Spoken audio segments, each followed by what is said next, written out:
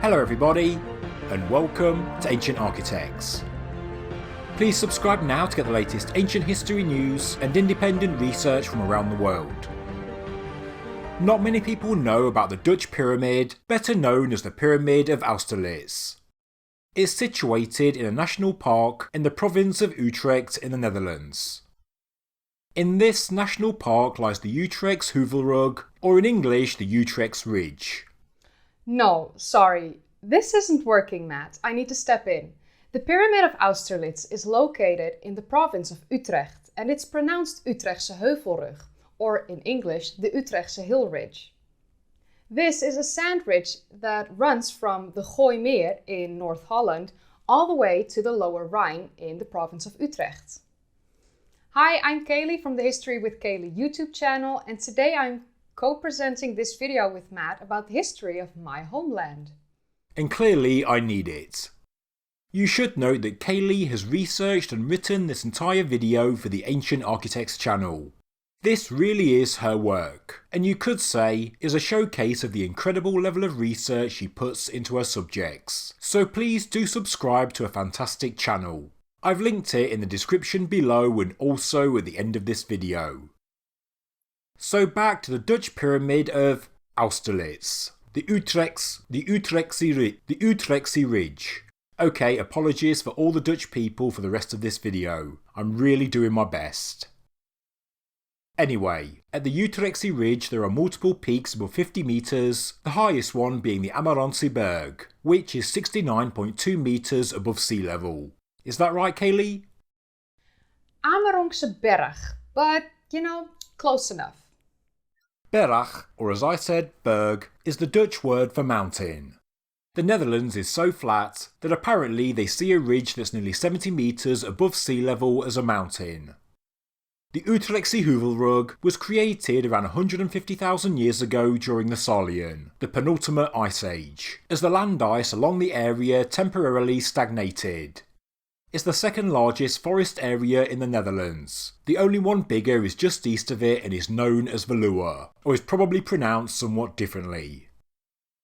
Middle Paleolithic flint tools, dating between 150,000 and 100,000 years ago, were discovered on this ridge near the town of Rennen. These tools are amongst the oldest finds in the Netherlands. The remains of settlements dating to between 15,000 and 11,000 years ago were also discovered. Between 11,000 and 6,500 years ago, during the Mesolithic, the population increased in the area as the climate improved and conditions got warmer. Eventually, during the Neolithic between 5,100 and 3,100 years ago, the inhabitants known as the funnel beaker culture started to create the first burial mounds on the ridge, just like they did on the Hondsrug, in the provinces of Drenthe and Groningen, or as Kayleigh would say, Provinces of Drenthe and Groningen, where the remnants of 54 of these burial mounds are still visible today in the form of dolmens, which, as you may know, are the skeletal remains. Let's jump a couple of thousand years ahead to the French Revolutionary Wars, as this pyramid isn't thousands of years old, it's actually just a couple of hundred, but that doesn't make it any less interesting. Let's start with the War of the First Coalition. This war happened between 1792 and 1797. During this time, around 1,795 British soldiers were stationed near Vianen. The soldiers who lost their lives during the war were discovered in a mass grave last year. Their bodies were brought back to the UK earlier this year for research purposes, to find out where they originally came from in Britain, and, of course, to bring them back home. During the War of the Second Coalition, that lasted from 1798 until 1802, Napoleon and the French invaded Egypt in 1798, as he wanted to undermine Britain's access to their trade routes with India. He did not travel with an army, but was accompanied by a group of 167 scientists, mathematicians, chemists, naturalists, and so on, and their most famous discovery was the Rosetta Stone. On the 21st of July 1798, the Battle of the Pyramids took place, approximately 24 kilometres or 15 miles from the Great Pyramids of the Giza Plateau.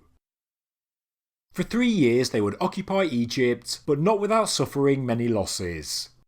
Eventually the French troops lost their territory and retreated after losing the Battle of Aboukir in 1801 to British forces.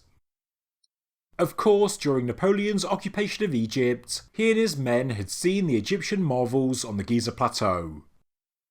Among the members of Napoleon's expedition was Auguste de Marmont. He was captivated by the pyramids on the Giza plateau, and now I'll hand you over to Kayleigh and she can explain what happened next. The French troops did not want a repetition of the Anglo-Russian invasion of Holland in 1799, so during the Third War of the Coalition that lasted from 1803 until 1806, Marmont got stationed in the Netherlands in 1804 and established an army camp, Le Camp d'Utrecht, centrally located in the Batavian Republic, modern-day Netherlands. For many months he oversaw a well-trained army, although his army grew restless and became bored over time. To overcome the boredom and to memorialize the encampment, he had his soldiers create a monument to commemorate the French victories. Inspired by the pyramids of Giza, created from earth and peat, construction started on September 10, 1804. The encampment, Le Camp d'Utrecht, was situated some 15 meters above NAP. The first preparations were to create a flat surface for the monument to stand on. A spot was chosen on the Amersfoortse Berg, approximately 55 meters above NAP. I hear you think, what is NAP? It stands for Normaal Amsterdams Peil, or in English, Normal Amsterdam Water Level, which is actually the average height of the North Sea. Every height and depth in the Netherlands is measured by NAP. For instance, my house is situated approximately 2 meters above NAP, which means that if the dikes or the dunes would break, it's not necessarily clear that I would be safe standing on my roof. It all depends on the height of the waves. The created flat surface was 48 by 48 meters. The next stage was the pouring of sand from sandbags in an accelerated stride accompanied by a beating drum. The sand was mined from a ditch surrounding the pyramid with a diameter of approximately 45 meters. The outer layers of the poured sand were covered with gradually stepped stacked sods of peat. The sides of the pyramid were created in a stepped-like fashion, like the pyramids of Giza look, since their casing stones have disappeared. After 6 days, the men reached a height of 11 meters. The bags of sand were passed through from soldier to soldier to be poured empty at the top. After 27 days of construction, on October 7th, the monument named Mont Marmont, or Marmontberg, Marmont Mountain, was finalized. At this point, the soldiers dug a hole at the top where a lead tube soldered shut was put in.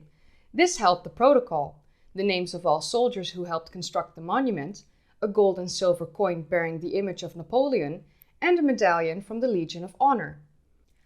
After the monument was finished, the base measured 43.60 by 43.60 square meters, and at the top it measured 6.20 by 6.20 square meters. It reached a height of 36 meters. It then took the soldiers another 5 days to construct a 13-meter high wooden obelisk on the top of the monument. The pyramid had a stairway leading up with 40 steps, all 48 centimeters high. On all 4 sides of the pyramid was a stone memorial plaque. On this is mentioned that the monument was constructed for Napoleon Bonaparte by Auguste de Marmont, the battles won by Napoleon, the improvements Napoleon made on a political and social level, and the names of the troops who helped construct the monument. On all 4 sides there used to be a wooden base structure with a step construction.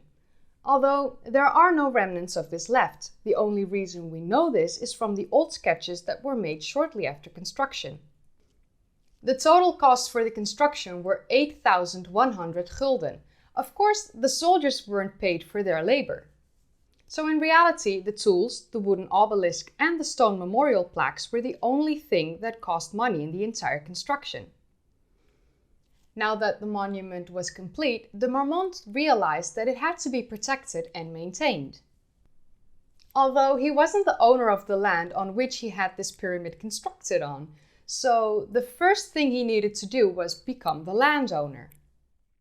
On April 16, 1805, he bought the land under the pyramid from Jan Hermsen van Ginkel, or as it should be said, Jan Hermsen van Ginkel. Anyway, to guard the pyramids he had 3 small homes built near the pyramid, and there were stationed 3 soldiers who were unfit to fight. These 3 soldiers lived there for more than 10 years. The idea of de Marmont was to create a village around the 3 houses and the pyramid, and for this village to carry the name Napoleon. Besides that, he wanted to rebuild the pyramid with stones, to maintain the shape for much longer, and he wanted to replace the obelisk on top with a giant statue of Napoleon. During the summer of 1805, de Marmont and his army travelled to southern Germany to fight in the War of the Third Coalition, which eventually led to the Battle of Austerlitz.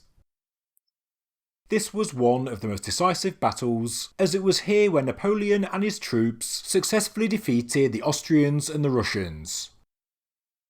On October 22, 1805, by state decree the pyramid was officially named Marmont. De Marmont left the Netherlands in late 1805 as he was stationed in Croatia.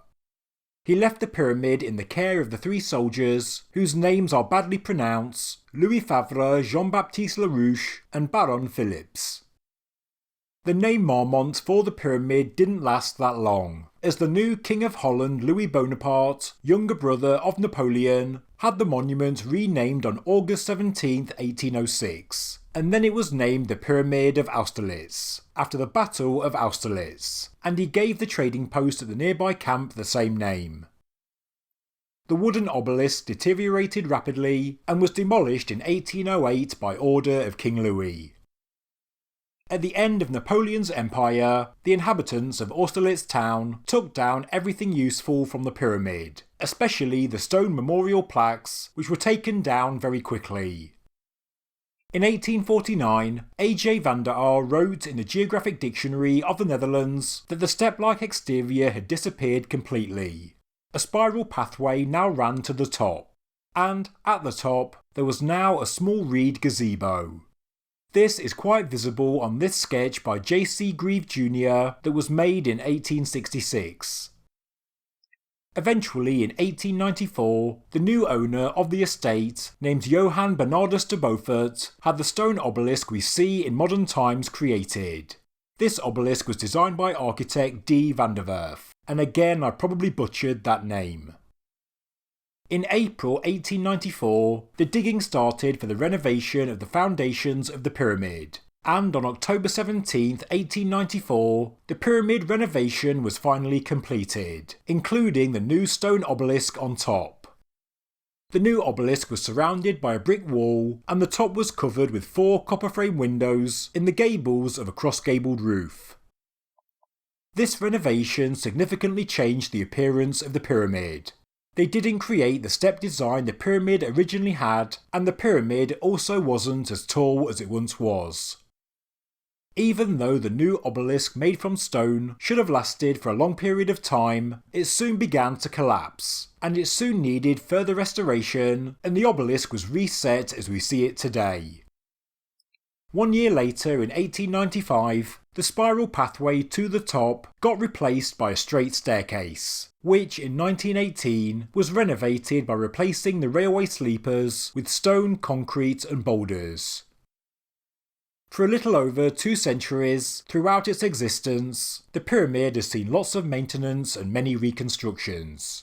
It's been overgrown with bushes and trees, and these have had to be cleared many times.